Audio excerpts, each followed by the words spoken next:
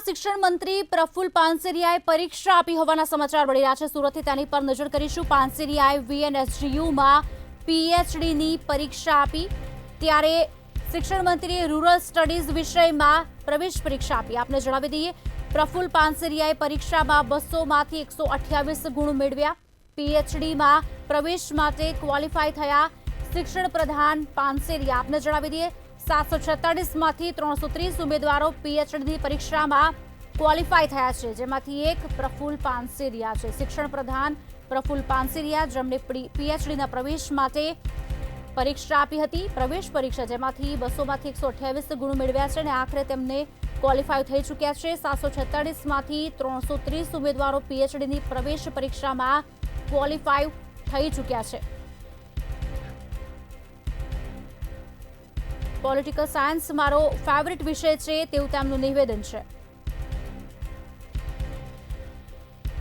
શિક્ષણનો ભંડાર એટલે કે શિક્ષણ મંત્રી, અને એ પણ સુરતના। ત્યારે શિક્ષણ મંત્રી પ્રફુલ પાનસેરિયા દ્વારા પીએચડીની એન્ટ્રન્સ એક્ઝામ આપવામાં આવી છે। યુવાનો માટે આઇકોન કહી શકાય છે। ત્યારે મંતવ્ય ન્યૂઝ સાથે હાલ શિક્ષણ મંત્રી પ્રફુલ પાનસેરિયા જોડાયા છે। આપણે એમનેથી જ વાત કરીને જાણીએ એમનું શું કહેવાય છે। શું કહેવું છે પ્રફુલભાઈ, જે રીતના આપે પરીક્ષા આપી, આ પરીક્ષા આપવાનો વિચાર કેમ આવ્યો અને આ પરીક્ષા જ્યારે આપી તે પછી રિઝલ્ટની શું અપેક્ષા હતી? કેમ કે તમે તો પોતે એક શિક્ષણ મંત્રી છો, શિક્ષણનું ભંડાર છો તમે। આમ તો વાંચનનો મને ખૂબ શોખ છે અને મારી પોતાની લાઇબ્રેરી પણ છે। હું નાનપણથી ખૂબ બુક્સ વગેરેનો મને રીડિંગનો શોખ છે।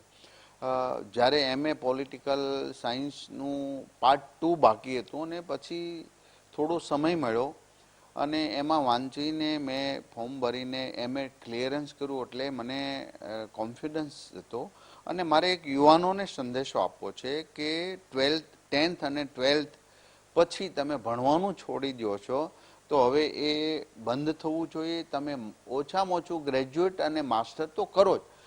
અત્યારે નવી શિક્ષણ પદ્ધતિ પ્રમાણે તમે કોઈ પણ યુનિવર્સિટીના ડિગ્રી પ્રાપ્ત કરેલા કોઈ પણ યુનિવર્સિટીમાં માસ્ટર કરી શકો છો, પીએચડીની એન્ટ્રન્સ એક્ઝામ આપી શકો છો। બહુ મોટું પ્લેટફોર્મ સરકાર દ્વારા નવી નીતિ દ્વારા આપવામાં આવ્યું છે। ત્યારે મને વિશ્વાસ છે કે હું એક યુવાનોને સંદેશો આપવા માટે, જ્ઞાન મેળવવા માટે હું ભણી રહ્યો છું, ડિગ્રી પ્રાપ્ત કરવા માટે નહીં।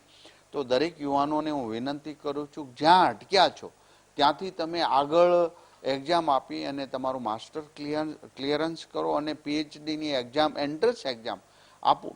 પાસ થઈએ તો ઠીક છે, ન થાવ તો પણ તમારું જ્ઞાન વધશે।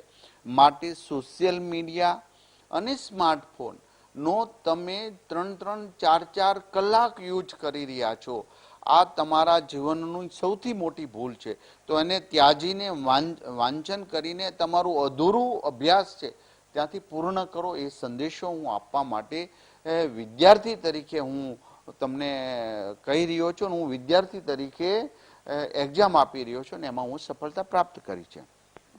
ખાસ કરીને પ્રફુલભાઈ, જે પરીક્ષા તમે આપી, એક વિદ્યાર્થી તરીકે તમે પરીક્ષા આપી, કેવો અનુભવ રહ્યો ત્યારે? અને માર્ક્સની વાત કરીએ, આપે પોતે કીધું કે મને ડિગ્રી નથી જોઈતી, પણ અત્યારની જે જનરેશન છે એ માત્ર ડિગ્રી મેળવવી, અસંખ્ય ડિગ્રી મેળવવી એ જ એમનો મતલબ એ બની જતો હોય છે, સ્લોગન બની જતો કે ભાઈ હવે માત્ર ડિગ્રી જ જોઈએ છે, આટલું આગળ વધવું છે। અને આ પણ પીએચડી એન્ટ્રન્સ એક્ઝામ, કેટલા માર્ક્સ આવ્યા હતા, કઈ રીતનું રહ્યું? આમ તો ડિગ્રી મેળવવા માટે આપણે ભણીએ એ પણ વાત સાચી, પણ જ્ઞાન મેળવવા માટે ડિગ્રી આવે એ બરોબર છે। તમે જે વિષયની અંદર પાસ થયા હો એનું નોલેજ હોવું જોઈએ, એનું જ્ઞાન હોવું જોઈએ, તો જ તમે સફળતા થશો। આમ તો 200 માર્ક્સનું પેપર્સ હોય છે અને મને એવો વિચાર હતો, વિચાર નહીં પણ મારું અનુમાન હતું કે 52થી 54% આવશે, યાની કે 104 થી 108 માર્ક્સ મને આવશે, પણ 128 માર્ક્સ 200માંથી પ્રાપ્ત કર્યા છે, જે હું પીએચડી માટે ક્વોલિફાઈડ થયો છું। તો આજે હું યુવાનોને સંદેશો આપું છું કે મિત્રો, બધા જ તમે હિંમત નહીં હારો, તમે અભ્યાસ શરૂ રાખો। જે 10મા અને 12મા ધોરણ પછીનો ડ્રોપ રેશિયોનો બહુ મોટી ગેપ છે, આ ગેપ પૂરવા માટે, દુનિયા સાથે કદમ મિલાવવા માટે તમે કમસે કમ ગ્રેજ્યુએટ બનો, એવો મારો સંદેશો છે। અને એ સંદેશા માટે હું પોતે આનું અમલીકરણ કરી રહ્યો છું।